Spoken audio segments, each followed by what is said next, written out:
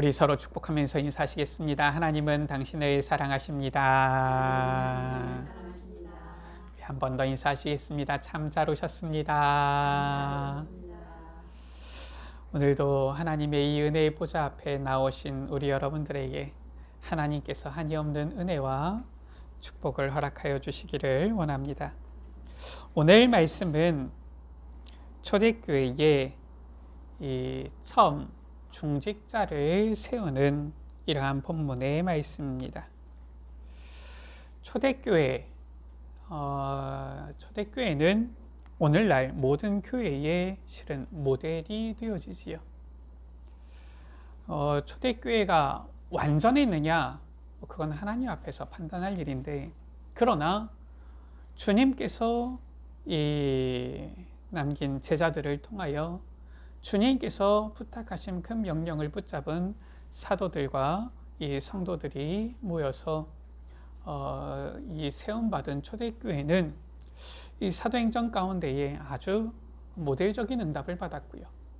또 오늘날 모든 교회의 모델이 되어지지요. 그래서 오늘 초대교회의 중직자를 세우는 이 장면인 오늘 본문을 통하여서도 우리는 올바른 모델을 우리는 찾을 수 있고, 또 우리에게 맞는 그 모델을 우리는 붙잡아야 되겠습니다. 오늘 말씀을 통하여서 하나님께서 내게 보여주시는 모델을 우리가 찾고, 하나님께서 내게 주시는 언약을 붙잡는 귀한 날, 귀한 시간 되시기를 주의 이름으로 축원합니다. 첫 번째지요. 초대교회가 중직자를 세웠는데 왜 중직자를 세웠는지 그 이유부터 먼저 알아야 되겠지요. 자리를 많이 만들기 위해서 중직자를 세우자, 그건 아니었을 겁니다. 나도 한 자리 한번 해보자, 그러니까 중직자를 세우도록 해주십시오, 그건 아니었을 거란 말이에요. 왜 초대교회가 중직자를 세웠습니까? 그 이유지요. 1절 말씀입니다. 그때의 제자가 더 많아졌는데 라고 했어요.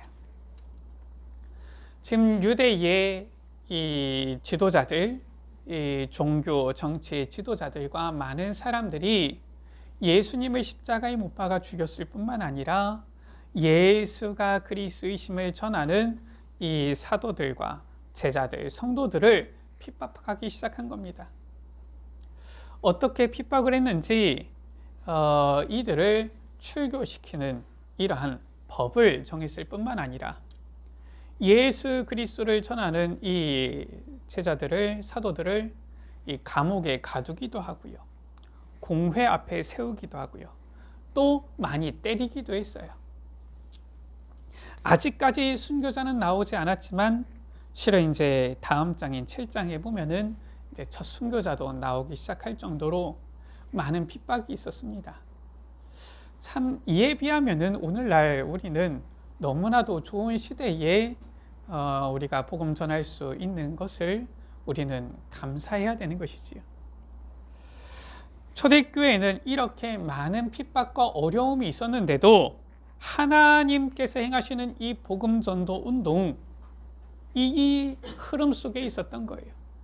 아무도 막을 수 없는 하나님의 이 복음 전도 운동을 통해서 제자들이 많아졌는데, 사도행전 2장 41절에 보면은 3,000 제자가 일어났고요.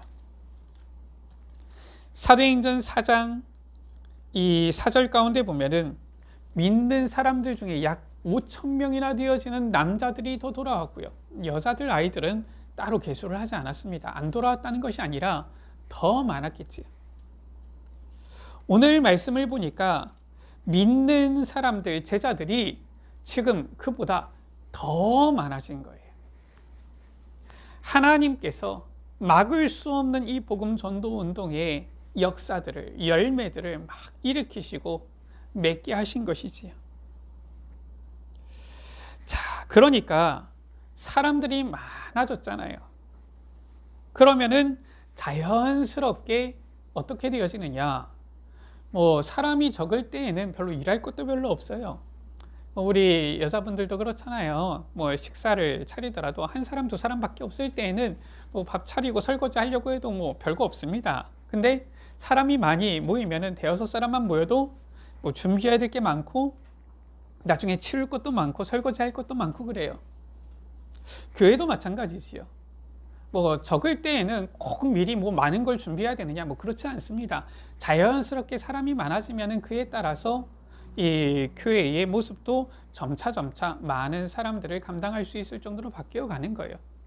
뭐 미리 준비하는 것도 좋지만 사람들이 모여들면은 자연스럽게 되어집니다. 또 자연스럽게 그런 일을 할 사람들도 생겨나요. 오늘 말씀해 보면은 자연스럽게 사람들이 많아지니까 일이 많아지는데 어떤 일도 했느냐? 구제하는 일도 한 거예요. 당연히 이런 일도 해야지요. 중요한 것은 교회의 본질은 아닙니다, 이것이. 그러나 교회가 당연히 사람들도 많아지고 제자들도 많아지고 일꾼들도 많아지면 해야 될 일들이 구제예요. 당연히 이런 부분도 필요합니다. 그런데 지금 사람들이 점점 많아지니까 지금 본질이 아닌 여기에 이제 점점 일이 많아지다 보니까 사람들이 여기에 대해서 신경을 쓰게 되어지는 거예요. 자, 그런데 이 사람들이 많아지고 일들이 많아지면은 일이 잘 될 것 같지요? 그게 아닙니다. 어떤 사람이 얘기다 하더라고요. 세상에는 몇 가지 언어가 있느냐? 그러니까 이 언어, 이 통역하는 전문 사람이 얘기를 해요. 사람마다 이제 종족마다 민족마다 언어가 다르니까 뭐 종족 몇 종족 있으니까 몇 천 가지가 되지 않겠냐 하니까 이 어떤 연륜이 많은 분이 얘기해요. 그렇지 않다. 80억 인구가 있으면 80억 가지 언어가 있다. 이렇게 얘기를 해요. 왜냐? 언어가 보면은 다 한국말을 쓴다고 해가지고 다 알아듣는 게 아니에요. 그렇잖아요. 남자가 쓰는 말, 여자가 쓰는 말 좀 달라요. 보니까 저도 뭐 형제 중에서는 위로 형밖에 없거든요. 그러니까 처음에는 여자가 쓰는 말 이걸 잘 모르겠더라고요. 나중에 이제 옆에서 알려주니까 아, 이런 말이구나 하는 것이지. 또 남자다 여자다 상관없이 각 사람마다 가지고 있는 경험, 생각 이게 다른 거예요. 그러니까 어떤 사람들은 앞뒤 잘라먹고 딱 얘기하는데 물론 잘 통하는 사람은 알아듣지요. 잘 통하지 않고 그런 경험이 없는 사람은 같은 한국말을 쓰는데도 못 알아먹어요. 무슨 말이냐?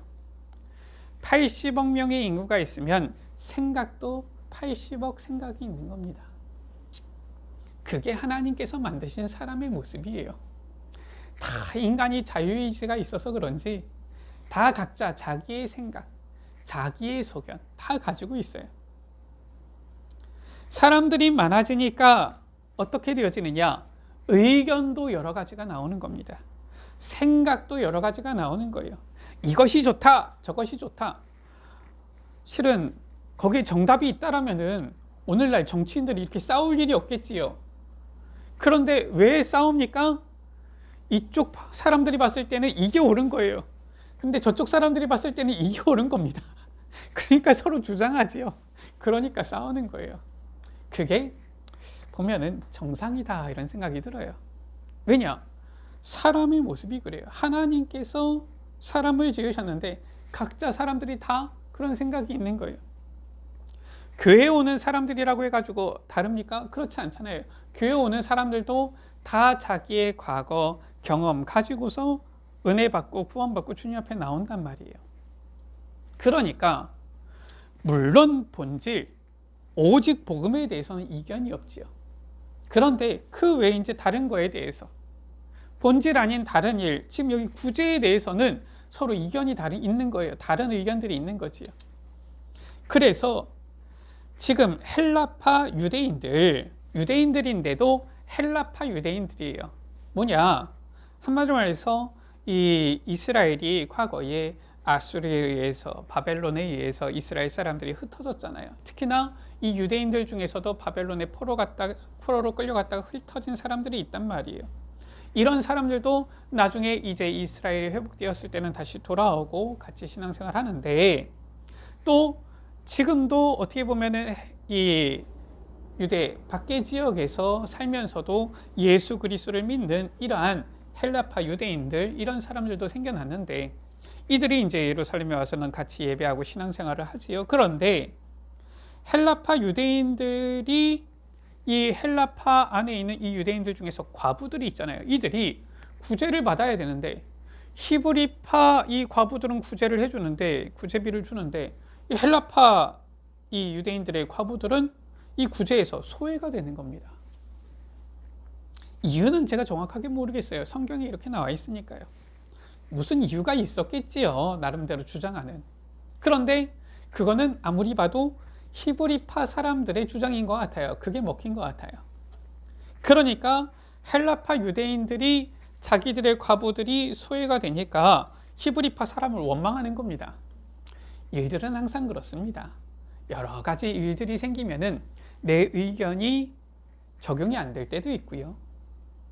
내가 생각한 것이 그게 딱 통용이 안 될 때도 있고요. 그러다 보면은 누가 찾아옵니까? 보면은 이 마귀 중에서 제일 나쁜 마귀죠. 섭섭마귀 찾아옵니다. 어떻게 이렇게 할 수가 있냐? 어떻게 내 말을 안 들을 수가 있냐? 이런 것들이 찾아옵니다. 그러니까 자꾸 뭐가 일어나요? 문제, 갈등 생겨납니다. 근데 정상이에요. 그렇잖아요. 무슨 일을 하려고 하면은 서로 의견이 안 맞을 수도 있는 것이 당연한 거고요. 그것 때문에 무슨 갈등 생겨날 수 있는 것도 정상입니다. 그렇잖아요. 우리나라도 처음에 고속도로 깔 때 다 우리나라 국민들이 다 찬성했습니까? 그건 아니거든요. 물론 이제 지나고 보니까 참 잘 깔았다 이렇게 생각되지만 그때 당시에는 또 그 사람들 반대하는 사람들의 주장이 또 틀린 것도 아니었어요. 너무 어려우니까. 어쨌든 사람의 모습이 그렇단 말이에요. 교회 안에서도 이런 모습들이 있는 겁니다. 사람들이 점차 많아지니까 더 많아지니까 여러 의견들이 나타나고 그걸로 인해서 섭섭한 사람들도 생겨나고 문제, 갈등도 생겨나는 거예요. 자, 그때입니다. 오늘 말씀이지요.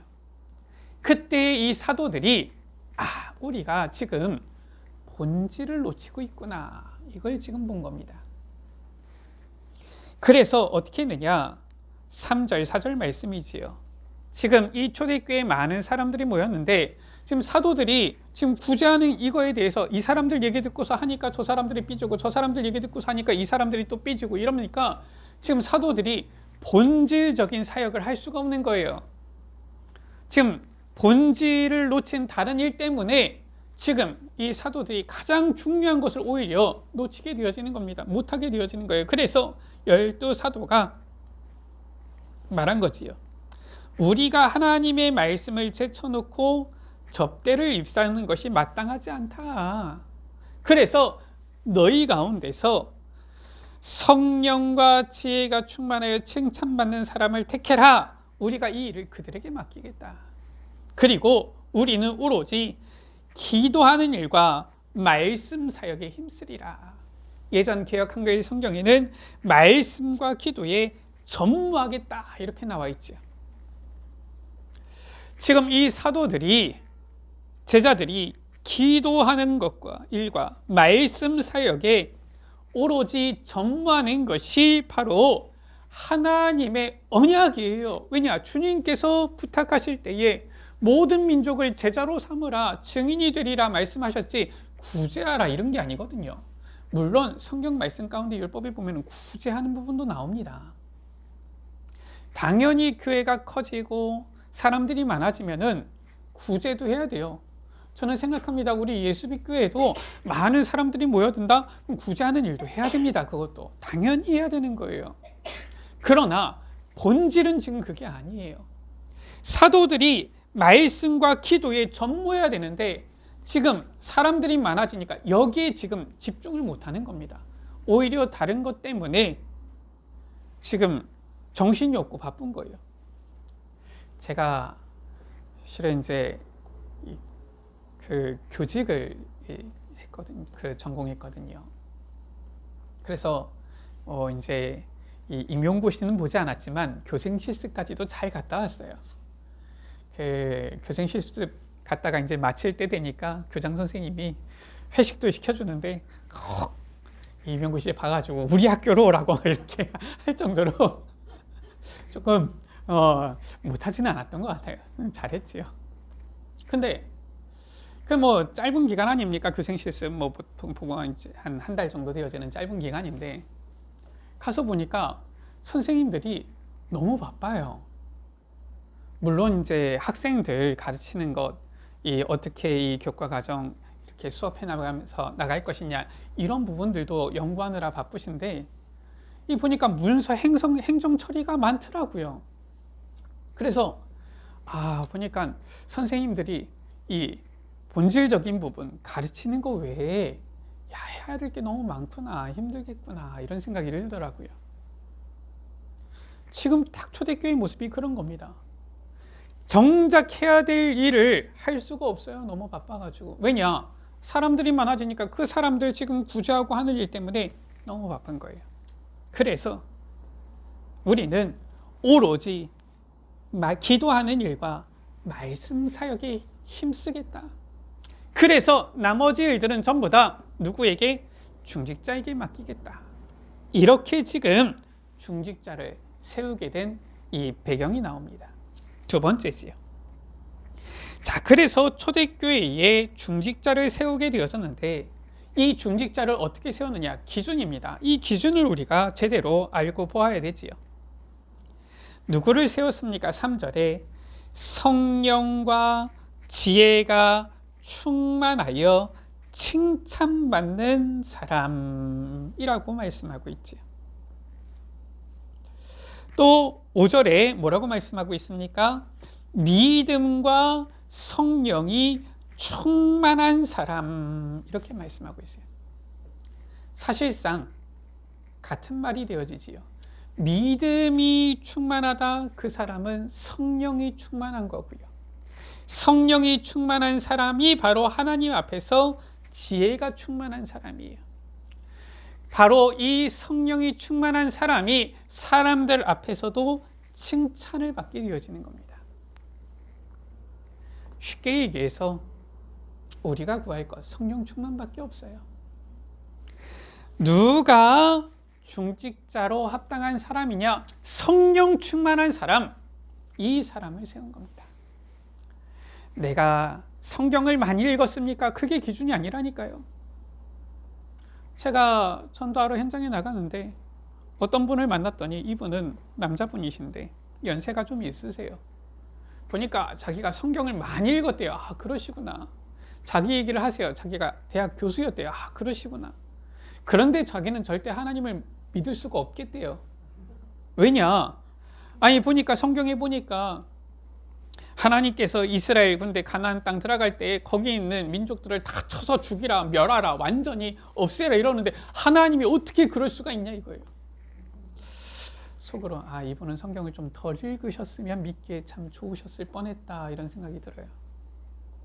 물론 성경을 읽기만 해도 하나님께서 은혜 주시는 사람은 믿음이 생기고요. 성경을 읽기만 해도 그 안에서 복음을 깨닫게 되어지는 경우도 있습니다.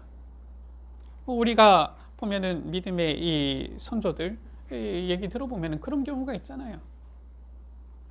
그런데 어떤 사람들은 오히려 성경을 많이 읽어가지고 그 안에 불신앙만 꽉 차 있는 사람도 있어요. 초대교회 중직자를 세운 기준은 무엇이냐? 네가 얼마나 성경을 많이 읽었냐? 네가 얼마나 헌금을 많이 했냐? 네가 얼마나 주일을 안 빠졌냐? 이게 아니라니까요. 예수님께서 십자가에 못 박히실 때에 좌우편에 강도 둘이 같이 매달렸지요. 한 강도가 말합니다. 네가 만일 하나님의 아들이면은 여기서 십자가에서 내려와 봐라. 그런데 다른 한 강도는 말하지요. 어떻게 그런 얘기를 하느냐? 이분은 하나님의 아들이신데. 그러면서 말하잖아요. 나를 기억해달라. 주께서 낙원에 이르실 때 나를 기억해 주십시오. 그때 예수님께서 너 주일 얼마나 예배드렸냐? 그거 물어보셨습니까? 아니에요.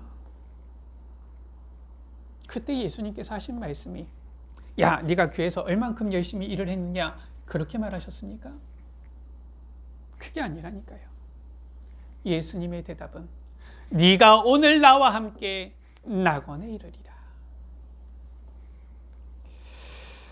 초대교회의 중직자를 세운 기준은 딱 한 가지입니다.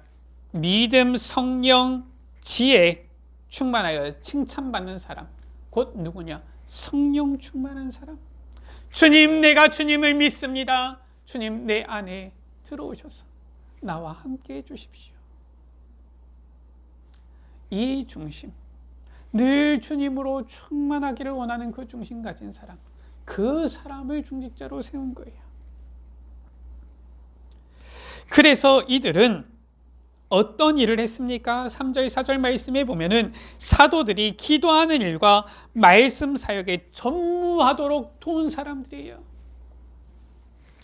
교회 안에서도 어떤 사람들은 이것을 잘 모르고 중직자, 직분을 받았음에도 불구하고 맨날 부교육자들한테 왜 이런 거 제대로 못하냐 말만 하고, 목사님한테 목사님 이렇게만 해야지요 말만 하고, 이런 사람들이 있어요. 교회가 잘 되길 바라는 마음에서 하는 말이겠지요. 그런데 그건 잘 본인의 직분, 본분을 잘 이해를 못한 겁니다. 목회자들이 기도하는 일과 말씀 사역에 전무하도록, 나머지 모든 것들은 신경 쓰지 마십시오. 나머지는 우리가 다 하겠습니다. 오로지 기도하는 일과 말씀 사역에만 힘쓰십시오 하는 성령 충만한 사람, 이들이 바로 초대교회의 중직자였던 거예요.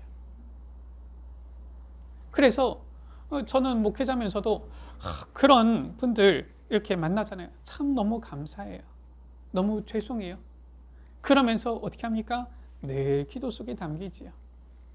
또 어떤 분들은 보면은 왜 이렇게 제대로 안 합니까? 이런 사람들도 있어요. 그럼 믿느냐? 그건 아닙니다. 오히려 그것 때문에 제 그릇을 더 이렇게 넓힐 수 있는 기회가 되지. 좀 더 제대로 해야 되겠구나. 이런 생각도 들지요. 그러나 본질은 이거예요. 기준은 이겁니다. 사도들이 기도하는 일과 말씀 사역에 완전히 전무하도록 도운 거예요. 이게 바로 중직자입니다. 그래서 이 중직자를 어떻게 세웠느냐? 7절, 6절 말씀 가운데 보면 사도들이 기도하고 안수하여서 이 중직자를 세운 거예요. 그래서 오늘날도 보면은 이 안수하여서 이 중직자들을 세우지요. 그리고 그래서 우리가 이 직분을 줄 때에도 다른 얘기를 하는 것이 아니라 항존직이다, 중직자를 말하는 것이지요. 이렇게 되어졌을 때의 7절 말씀입니다. 하나님의 말씀이 점점 왕성하여 예루살렘에 있는 제자의 수가 더 심히 많아지고 허다한 제사장의 무리도 이도에 복종하니라. 하나님께서 초대교회 중직자를 세웠는데 기준이 무엇이냐? 중직자 보고 일을 열심히 해라, 이게 아닙니다. 결국은 본질을 회복하도록 해서 더 이 복음 전도 운동이 활발히 일어나도록, 그래서 더 영혼 구원받는 사람들이 더 많이 생겨나도록, 일어나도록, 이것을 위해서 중직자를 세웠다. 결국은 중직자를 세운 이유, 기준 딱 한 가지입니다. 배경도 그렇고요. 무엇입니까? 하나님께서는 복음 운동을 위해서 교회를 세우셨는데, 지금 이 복음 운동을 위해서 이제는 이 사도들, 많은 사람들 교회에 모여들게 하셨는데, 이 복음 운동을 위해서 하나님께서는 또 중직자를 세우신 거예요. 이것이 바로 성경 가운데 나타난 초대교회의 중직자를 세운 이유요 기준입니다. 그래서 세 번째입니다.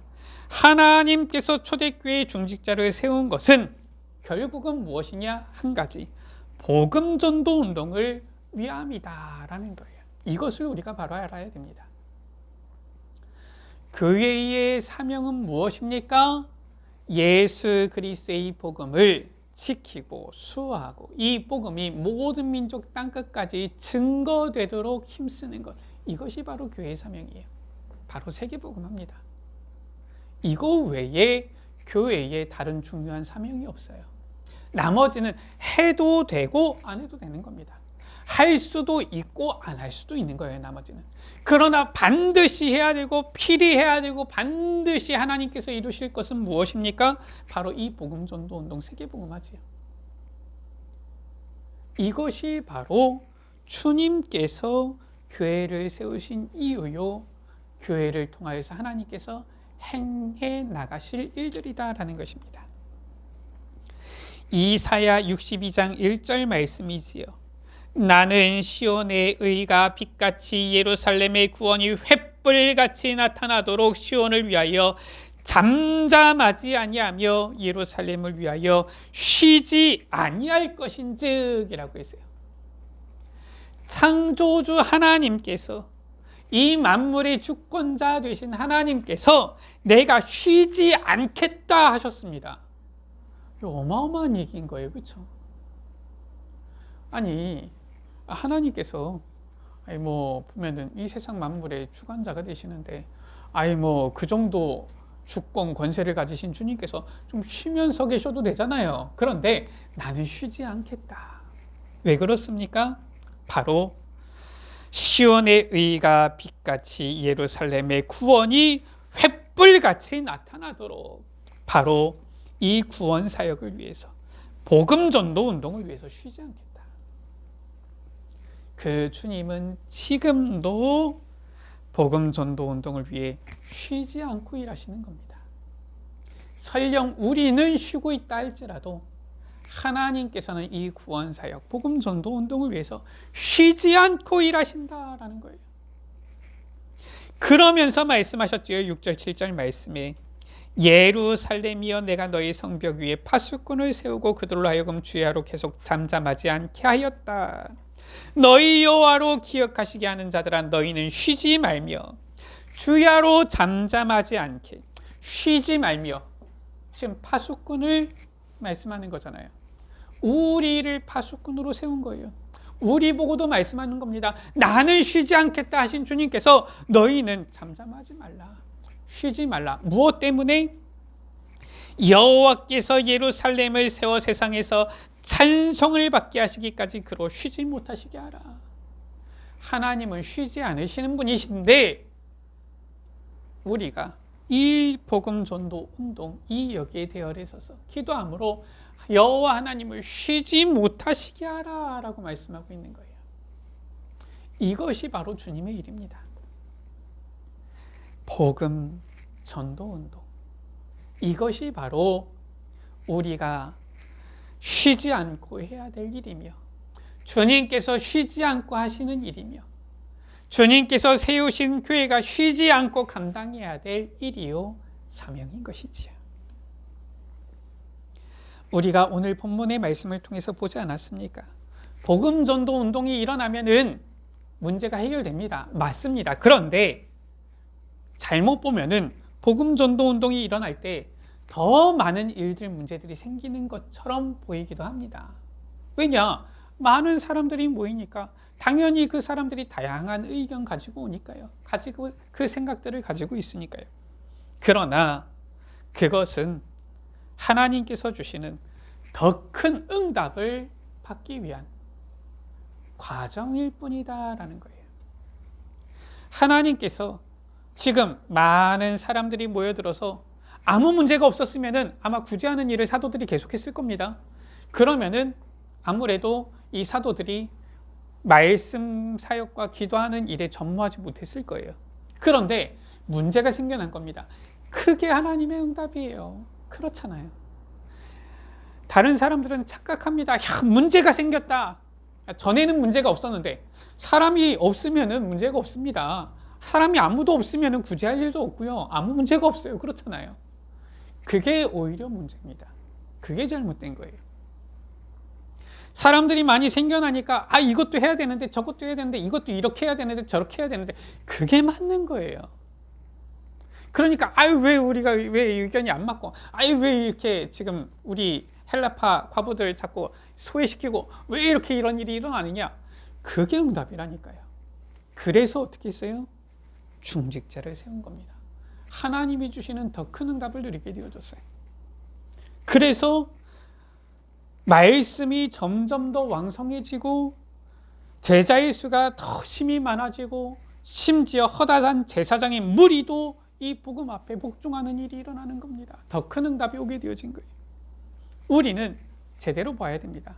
문제가 문제입니까? 그게 아니에요. 우리가 복음 제대로 누리지 못했을 때에 오는 문제들, 그건 문제일 수 있습니다. 그러나 이 복음 전도 운동을 위해서 나아가는데 문제가 나타났다. 그건 문제 아닙니다. 문제라고 생각하는 그것이 문제예요. 그것은 문제가 아니라 더 큰 응답을 위한 과정일 뿐이다. 우리는 오늘 말씀을 통하여서 하나님께서는 복음 전도 운동을 위해서 초대교회 중직자를 세우는데 여기서 우리는 붙잡아야 될 언약을 발견해야 되겠습니다. 우리에게 주시는 이 언약이 무엇입니까? 우리가 붙잡아야 할 모델이 무엇입니까? 결국 우리는 중직자, 또 오늘 보면은 사도들도 나오지요. 목회자, 결국은 전 성도를 말하는 거예요. 모두는 하나님 나라의 일을 위하여서 복음 전도 운동을 위해서 각자 맡은 직분의 본질을 회복해야 되는 거예요. 하나님께서 내게 맡겨주신 이 직분의 본질, 결국은 복음 전도 운동을 위해서 우리를 교회로 부르셨는데 우리가 맡은 이 직분의 본질을 회복해야 되는 것입니다. 3절, 2절, 3절, 4절 말씀 가운데에 사도들은 말씀을 제쳐놓고 접대를 일삼는 것이 마땅하지 않다. 3절에 중직자들을, 이 일들은 맡은 자들, 중직자들이고요. 사도들은 오로지 말씀과 기도하는 일에 힘써야 한다. 본질들이 나왔어요. 그리고 놀랍게도 초대교회의 직분자들, 중직자들은 이 본질을 알고서 그 직분들을 잘 감당했던 겁니다. 물론 목회자의 모델들은 사도들, 전도자 바울과 같은 이런 사람들이지요. 그런데 또 중직자의 모델들이 로마서 16장에 나오잖아요. 로마서 16장 1절, 2절 가운데 보면은 베베라는 사람이 나오지요. 내가 갱그레아 교회의 일꾼으로 있는 우리 자매 베베를 너에게 추천하노니. 베베는 여자 성도였어요. 그런데 전도자 바울이 뭐라고 고백했느냐? 2절 말씀에 보면은 그가 여러 사람과 나의 보호자가 되었습니다. 보호자. 우리 여러분들 보호자가 누군지 잘 알잖아요. 이 보호자가 되었다. 연약한 이 몸, 물론 여자라고 해서 무조건 그렇게 단정 지을 수는 없겠지만은 그래도 기본적으로 이 생물학적으로 보면은 이 남자들보다 여자들이 조금 더 연약한 부분이 있는 건 사실이거든요. 그런데 지금 이 베베가 로마 교회로 지금 이 바울의 서신을 가지고 간 겁니다. 지금처럼 기차가 있는 것도 아니고요, 비행기가 있는 것도 아니고요, 자동차가 있는 것도 아닌데 그 먼 길을 이 서신을 가지고 간 거예요. 그러면서 바울은 이 베베를 어떻게 여겼느냐? 나의 보호자가 되었다. 최고의 전도자라고 하는 이 바울의 보호자요. 얼마나 귀합니까? 또 3절, 4절 말씀이지요. 너희는 나의 동역자들인 브리스가와 아굴라에게 말하라. 여기서는 동역자 나옵니다. 바울이 브리스가와 아굴라를 볼 때에는 동역자다 이렇게 여긴 겁니다. 중직자면서도 함께 이 말씀 사역, 복음 전도 운동에 사역하는 동역자들이었다. 전도자의 보호자가 되기도 하고요. 이 복음 전도 운동을 위하여서 동역자가 되기도 하고요. 이 중직자의 이 모델적인 이런 부분들이 나오지요. 어떻게 이 동역을 했느냐? 4절에 보니까 그들은 내 목숨을 위하여 자기들의 목까지도 내놓았다. 물론 순교의 이 부분일 수도 있겠지만은 실은 사실상 그거라기보다는 이 브리스길라와 아굴라가 우리의 삶에 있어서 실은 필요한 게 무엇입니까? 삶, 경제잖아요. 이들이 완전히 바울의 모든 생을 책임진 거예요. 이 삶, 결국은 경제, 어떻게 보면은 바울 인생의 삶이기도 하고요. 결국은 그것이 목숨이잖아요. 이것을 완전히 책임진 것이지요. 그래서 이 바울이 브리스길라 아굴라를 만나고 나서는 성경에 뭐 쭉 이렇게 나오는 것을 보면은 바울이 그 전에는 자기의 이 어떻게 보면은 이 천막 치는 이러한 기술을 가지고서 스스로 자족하기도 했는데, 이 뒤로 보면은 사실상 바울이 다시 그런 일을 했다는 내용이 없어요. 보면은 완전히 책임진 겁니다. 브리스길라 아굴라가 우리는 이 일을 할 테니까 바울 전도자님은 말씀 사역에 이 전도 선교에만 온전히 올인하십시오. 전무하십시오. 우리가 다 뒤에서 밀겠습니다. 한 거지요. 로마서 16장 23절에 보면은 가이오가 나오지요. 나와 온 교회를 돌보아 주는 가이오 나옵니다. 개역 한글에는 뭐라고 나와 있느냐? 나와 온 교회의 식주인 가이오 이렇게 나와요. 식주인이 되었다. 교회를 책임지는 중직자. 우리는 말씀 속에서 내게 주시는 언약을 붙잡고 또 우리에게 맞는 모델들을 찾아야 되겠습니다. 그리고 정말 주님께서 행하시는 이 복음 전도 운동을 위하여서 우리에게 맡겨주신 직분의 본질을 회복하고 누려야 되겠습니다. 말씀을 마칩니다. 교회 안에 많은 사람들이 모여야 되지요. 복음 전도 운동을 통해서 많은 믿는 사람들이 돌아와야 됩니다. 또 2026년 우리 예수빛교회도 그러한 하나님의 역사가 일어나게 되어지기를 주의 이름으로 축복합니다. 자, 그때에 우리가 때로는 착각할 수가 있어요. 아이, 왜 저 사람들은 저런 생각을 하지? 나하고 의견이 안 맞기도 하고요. 많은 의견들이 나타나면은 심지어 갈등이 생길 수도 있고요. 문제가 생길 수도 있어요. 그러나 그건 착각입니다. 문제가 아니에요. 하나님께서는 복음 전도 운동을 위해서 본질을 회복하게 하시고 더 큰 응답을 주시기 위한 과정일 뿐이다라는 거예요. 복음 전도 운동을 위한 본질을 우리가 회복하면은 오히려 하나님은 우리에게 또 우리 교회에 더 큰 응답의 문을 여시는 것이지요. 하나님께서 나를 부르신 그 이유를 알고 본질을 회복하는 우리의 직분의 본질을, 교회의 본질을 회복하고 누리는 우리 모든 예수빛 가족들 되시기를 주의 이름으로 축원합니다. 기도하십니다. 하나님 감사합니다. 초대교회의 중직자를 세우는 이 본문의 말씀을 통하여서 주님께서 우리에게 주시는 언약을 붙잡습니다.